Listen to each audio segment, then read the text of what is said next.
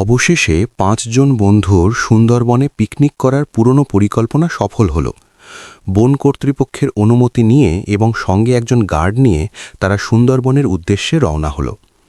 ৫ জন বন্ধুর মধ্যে শুধু মায়ার গ্রামের বাড়ি সুন্দরবনের কাছেই। স্বভাবগতভাবে সে ভীষণ চঞ্চল, সাহসী এবং স্পষ্টভাষী। নাইলা একেবারেই তার বিপরীত, শান্ত, ভদ্র, চোখে মুখে নিরীহ ভাব। মনে হয় যেন সে কিছুই পারে না, সারাদিন বই পড়ে কাটায়। সুন্দরবনে ঘুরতে এসেও সে একটু পরপর একটি বই খুলে পড়ছে, সুন্দরবনের রহস্য। মেঘ এই দলের কেন্দ্র, গম্ভীর, কম কথা বলে। আদ্র খুব রহস্যময়, প্রায়ই চুপচাপ থাকে, হঠাৎ হঠাৎ একা হয়ে যায়। আর শরৎ শিকার ভালোবাসে, সঙ্গে এনেছে ছুরি, দড়ি আর নানা রকম শিকার করার সরঞ্জাম। সবাই ধীরে ধীরে বনের গভীরে এগিয়ে চলেছে। চারদিক জুড়ে ঘন সবুজের রাজত্ব, পাতার পর পাতা, ডালের পর ডাল, যেন এক জীবন্ত দেয়াল। মাথার উপর দিয়ে সূর্যের আলো ছেকে এসে পাতার ফাঁকে ফাঁকে ঝিলমিল করছে। কখনো হঠাৎ ডাল ভেঙে বানরের দুষ্টু লাফালাফি, কখনো দূর থেকে ভেসে আসা পাখির মিষ্টি ডাক। একটু পরপর ঝোপের আড়াল থেকে উকি দেয় হরিণ, আবার মুহূর্তেই মিলিয়ে যায় বনের গভীরে। সব মিলিয়ে মনে হচ্ছিল এই পিকনিকটা হয়তো তাদের সবার জীবনের সেরা অভিজ্ঞতা হতে চলেছে। কিছু দূর যাওয়ার পর হঠাৎ করেই গার্ড থেমে গেল। তার মুখের ভাব মুহূর্তেই বদলে গেছে, চোখে স্পষ্ট অস্বস্তি। এর বেশি ভেতরে যাওয়া যাবে না, গার্ড গম্ভীর গলায় বলল। এই জায়গা থেকেই ফিরে যান। মায়া অবাক হয়ে বলল, কেন? আমরা তো পারমিট নিয়েই এসেছি। গার্ড বলল, পারমিট থাকলেও সব জায়গায় যাওয়া যায় না দিদি। শরৎ বিরক্ত হয়ে একপাশে দাঁড়াল, তার চোখে স্পষ্ট হতাশা। এতদূর এলাম আর এখন ফিরে যাব? সে ধীরে ধীরে গার্ডের কাছে এগিয়ে গিয়ে নিচু স্বরে কথা বলতে লাগল। কিছুক্ষণের মধ্যেই তার হাতের ভাঁজ থেকে মোটা অঙ্কের টাকা গার্ডের হাতে চলে গেল। গার্ডের হাত কেঁপে উঠল। শেষমেশ ফিসফিস করে বলল, ঠিক আছে, কিন্তু বেশি দূর না। রাজি হলেও তার চোখে তখনও অজানা ভয়, এমন ভয় যা শুধু বাঘ বা কুমিরের জন্য হয় না। মায়া সেটা লক্ষ্য করেই প্রশ্ন করল, আপনি এত ভয় পাচ্ছেন কেন? বনের সবচেয়ে বিপজ্জনক তো বাঘই, আর বাঘ তাড়ানোর জন্য তো আপনার বন্দুক আছেই। এই কথা শুনে গার্ড হঠাৎ থেমে গেল। তার মুখ ফ্যাকাশে হয়ে উঠল, বুকের ভেতর থেকে যেন শব্দ করে নিঃশ্বাস বেরোল। সে ঠোঁট বাঁকিয়ে বলল, বাঘের থেকেও শক্তিশালী ভয়ঙ্কর কেউ আছে এই বনে। সবাই চমকে তাকাল। মেঘ ধীরে জিজ্ঞেস করল, কে? গার্ড বলল, রাজি মুন্সি, এক ভয়ঙ্কর তান্ত্রিক। নরবলির জাদুতে নিজের বয়স লুকিয়ে রেখেছে। দেখতে মনে হবে তোমাদের বয়সী কেউ। তখন নাইলা হঠাৎ বলে উঠল, তার আসল বয়স প্রায় ৩০০ বছর। গার্ড অবাক হয়ে নাইলাকে জিজ্ঞেস করল, তুমি এটা কিভাবে জানলে?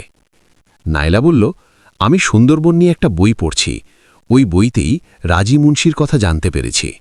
মায়া জোরে হেসে বলল, হে সব তো রূপকথা।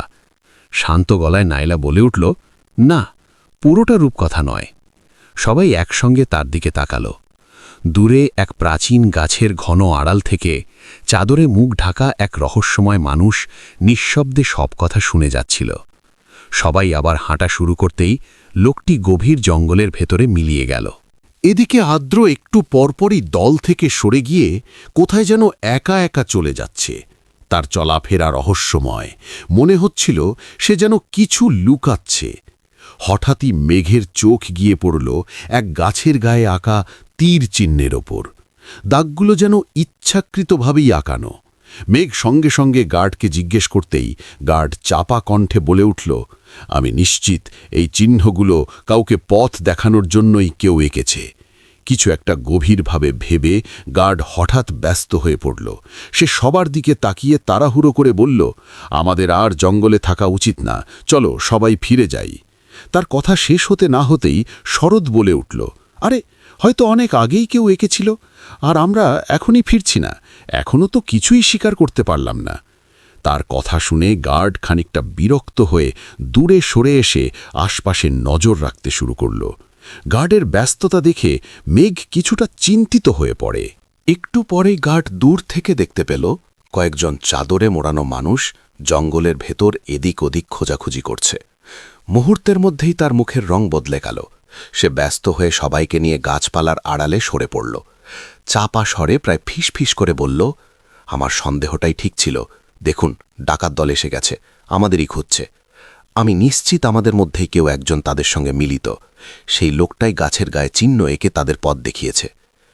কিছুক্ষণ পর ডাকাতরা জঙ্গলের ভেতর মিলিয়ে যেতেই গার্ড বন্দুক তাক করে আবার পাহারা দিতে লাগল। চারদিক তখন নিস্তব্ধ, শুধু পাতার ফাঁক দিয়ে বাতাসের দীর্ঘশ্বাস। হঠাৎ একটি গাছের পেছন থেকে সে কারো আসার শব্দ পেল। গার্ড চমকে উঠে চিৎকার করে বলল, কে কে ওখানে? তার চিৎকার শুনে সবাই দৌড়ে এলো, কিন্তু এসে যা দেখল তাতে রক্তহীন হয়ে গেল। গার্ড সেখানে নেই, তার বন্দুকটাও নেই। ঠিক পাশেই মেঘের চোখে পড়ল মাটির ওপর লম্বা এক দাগ, যা সাপের মতো এঁকে বেঁকে বনের গভীর অন্ধকারে মিলিয়ে গেছে। আর কারো বুঝতে বাকি রইল না, কিছু একটা এসে গার্ডকে টেনে হিঁচড়ে বনের অতল গহ্বরে নিয়ে গেছে। বনের নীরবতা তখন আর নীরব ছিল না, তা ভয় হয়ে নিঃশ্বাস নিচ্ছিল। এবার আর কারো মনে ফিরে যাওয়ার বিষয়ে দ্বিধা রইল না। এত বড় ঘটনার এই বনে এক মুহূর্তও থাকা অসম্ভব। নীরব সম্মতিতে সবাই ফেরার সিদ্ধান্ত নিল। একটু একটু করে খুব সাবধানে তারা পথ চলতে লাগল। কিছু দূর এগোতেই আবার চোখে পড়ল সেই চাদরে মোড়ানো ডাকাত দল। দূরত্ব থাকলেও তাদের উপস্থিতি স্পষ্ট। মেঘ ফিসফিস করে বলল, ওরা বুঝতে পেরেছে আমরা এখানেই আছি। মানে গার্ডের কথাই সত্যি ছিল। তার কণ্ঠে ভয়ের চেয়েও বেশি ছিল হতাশা। সে ধীরে যোগ করল, নিশ্চয়ই আমাদের মধ্যেই কেউ একজন আছে যে ডাকাতদের সঙ্গে হাত মিলিয়ে আমাদের অবস্থান জানাচ্ছে। তার কথা শেষ হতেই দলে নেমে এলো ঘন ভারী নীরবতা। ডাকাতরা বনের ভেতর মিলিয়ে যেতেই নাইলা নিঃশব্দে সামনে এগিয়ে এলো। কেউ কিছু বোঝার আগেই সে দুটি পাথর ঘষে আগুন জ্বালিয়ে ফেলল। হঠাৎ জ্বলে ওঠা আগুনের আলো দেখে বাকিরা ভ্রূকুঁচকে তার দিকে তাকিয়ে রইল। যে মেয়েটা ভাজা মাছ উল্টে খেতেও জানে না, সে কিনা এমন কাণ্ড ঘটাল। তারা প্রশ্ন করতেই নাইলা শান্ত গলায় উত্তর দিল, আমি যে বইটা পড়ছি এই জায়গাতেই লেখা আছে কিভাবে পাথর ঘষে আগুন জ্বালানো যায়। হঠাৎই অজানা এক ভাবনায় মেঘ শরতের দিকে তাকিয়ে প্রশ্ন ছুড়ে দিল, তুই এত ধারালো ছুরি সঙ্গে এনেছিস কেন? শরৎ ভ্রূকুঁচকে বিরক্তির সঙ্গে উত্তর দিল, বোকার মতো প্রশ্ন করিস কেন? শিকার করতে এসেছি, ছুরি ছাড়া কি চলে? মায়া বারবার মোবাইলটা উঁচু করে ধরছিল, কখনো গাছের দিকে, কখনো আকাশের দিকে, এক ফোঁটা নেটওয়ার্কের আশায়। প্রতিবারই স্ক্রিনে ভেসে উঠছিল নীরব হতাশা। তার এই অস্থির চেষ্টা দেখে মনে হচ্ছিল সে যেন অন্ধকারের বুক চিড়ে বাইরে যাওয়ার কোনো অদৃশ্য পথ খুঁজছে। এদিকে আর্দ্র আবার কাউকে কিছু না বলেই নিঃশব্দে কোথাও সরে পড়ল, কিন্তু তাড়াহুড়োর মধ্যে সে ভুল করে তার ব্যাগটা ফেলে রেখে চলে গেল। মেঘের মনে তখনই সন্দেহের কাঁটা খোঁচা দিল। সে ধীরে ধীরে ব্যাগটা তুলে নিল। খুলতেই ভেতর থেকে বেরিয়ে এলো কয়েকটা সাদা চক। মুহূর্তেই সবকিছু স্পষ্ট হয়ে গেল। আর কাউকে কিছু বলার দরকার পড়ল না। সবাই বুঝে গেল গাছের গায়ে যে তীর চিহ্ন আঁকা ছিল তা আর্দ্রই চক দিয়ে এঁকে ডাকাত দলকে পথ দেখিয়েছে। ঠিক তখনই আর্দ্র ফিরে এলো। মুহূর্তের মধ্যেই সবাই মিলে তাকে টেনে নিয়ে এক গাছের সঙ্গে শক্ত করে বেঁধে ফেলল। আর্দ্র ছটফট করতে করতে চিৎকার করে উঠল, ছাড়, আমাকে ছাড়, আমাকে প্রতিশোধ নিতে হবে, প্রতিশোধ। আর্দ্রকে সেভাবেই বেঁধে রেখেই সবাই আর এক মুহূর্ত দেরি করল না। এবার তারা ছুটছে, নিঃশ্বাস ফেলারও সময় নেই। পায়ের নিচে মাটি যেন পিছলে যাচ্ছে। কিছু দূর এগিয়েই হঠাৎ মেঘ থমকে দাঁড়াল। বুকের ভেতরটা জানি কেমন করে উঠল। শরৎ কোথায়? তাকিয়ে দেখে তারা শুধু তিনজন ছুটছে। সবার মুখে নেমে এলো গভীর দুশ্চিন্তার ছাপ। হতভম্ব হয়ে সবাই চিৎকার করতে লাগল, শরৎ, শরৎ! চারদিক খুঁজেও কোনো উত্তর এলো না। বন যেন গিলে ফেলেছে তার নাম, তার অস্তিত্ব। ঠিক তখনই মায়া হঠাৎ চিৎকার করে উঠল, নাইলা, নাইলা! মায়ার চিৎকার শুনে মেঘ পিছনে ফিরে তাকাল। বুকটা ধক করে উঠল। নাইলাও নেই। কি হচ্ছে এসব? কিছুই বুঝতে পারছে না তারা। পুরো ঘটনাটা যেন এক ভয়ঙ্কর দুঃস্বপ্ন, যেখানে একে একে সব পরিচিত মুখ অন্ধকারে মিলিয়ে যাচ্ছে। মেঘ আর মায়া মরিয়া হয়ে চিৎকার করে শরৎ আর মায়লার নাম ধরে ডাকতে লাগল। ঠিক তখনই মায়ার চোখে পড়ল মাটিতে পড়ে আছে নায়লার বইটা, সুন্দরবনের রহস্য। কাঁপতে থাকা হাতে বইটা তুলতেই তার পাশেই দেখা গেল মাটির ওপর টানা লম্বা এক দাগ, যা সোজা বনের গভীর অন্ধকারের দিকে চলে গেছে। আর বুঝতে বাকি রইল না, নায়লাকেও কিছু একটা টেনে হিঁচড়ে বনের ভিতরে নিয়ে গেছে। মায়া ভেঙে পড়ল কান্নায়। মেঘ দাঁড়িয়ে রইল স্তব্ধ হয়ে। তার মাথায় শুধু একটাই প্রশ্ন ঘুরপাক খাচ্ছে, সে কিভাবে তার বন্ধুদের উদ্ধার করবে, আর আদৌ কি তারা কখনো এই বন থেকে ফিরে যেতে পারবে? মায়া তারপর কি মনে করে নায়লার বই খুলে রাজি মুন্সির ব্যাপারে খুঁজতে লাগল। মন দিয়ে পড়ছে, যেন এই বইয়ের ভেতরেই লুকিয়ে আছে শরৎ আর নায়লাকে খুঁজে পাওয়ার গোপন সূত্র। হঠাৎই এক জায়গায় চোখ আটকে গেল তার। মায়ার মুখ ফ্যাকাশে হয়ে গেল। সে ফিসফিস করে বলে উঠল, এ কি, এটা কিভাবে সম্ভব? মনে হলো সে কিছু একটা পেয়েছে, ভয়ঙ্কর অথচ জরুরি কিছু। বই থেকে চোখ সরিয়ে মেঘকে বলতেই যাবে, এমন সময় মায়া দেখে তার পাশে কেউ নেই, সে একা। চারদিক নিস্তব্ধ, অস্বাভাবিক রকমের নিঃশব্দ। মায়া চিৎকার করে উঠল, মেঘ, মেঘ! কিন্তু কোনো উত্তর ফিরে এল না। ভয়ঙ্কর এই জঙ্গলের মাঝখানে মায়া একা দাঁড়িয়ে রইল। তার সব বন্ধুরা এখন নিখোঁজ। বুকের ভেতরে জমে থাকা সামান্য সাহস আঁকড়ে ধরে সে ধীরে ধীরে হাঁটা শুরু করল। পুরো জঙ্গল যেন হিংস্র চোখে তার দিকে তাকিয়ে আছে। যে কোনো মুহূর্তে যে কোনো দিক থেকে কিছু একটা এসে তাকেও ধরে নিয়ে যেতে পারে। ঠিক সেই সময় বনের গভীর ভেতর থেকে হঠাৎ এক পরিচিত কণ্ঠ ভেসে এলো, মায়া, মায়া! মায়া চমকে ঘুরে তাকাল।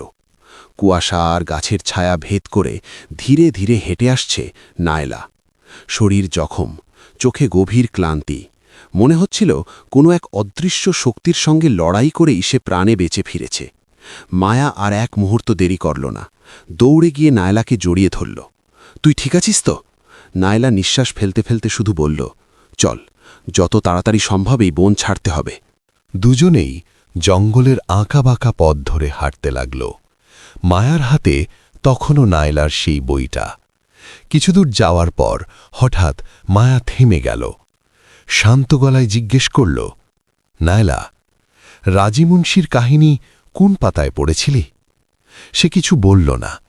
মায়া আবার প্রশ্ন করল, আর ওই আগুন জ্বালানোর রহস্যটা কোন পাতায় ছিল? এবারও নীরবতা। নায়লার ঠোঁট শক্ত হয়ে রইল। মায়ার কণ্ঠ এবার কাঁপছিল না, ছিল কঠিন আর নিশ্চিত। বলবি না, নায়লা রাজি মুন্সি?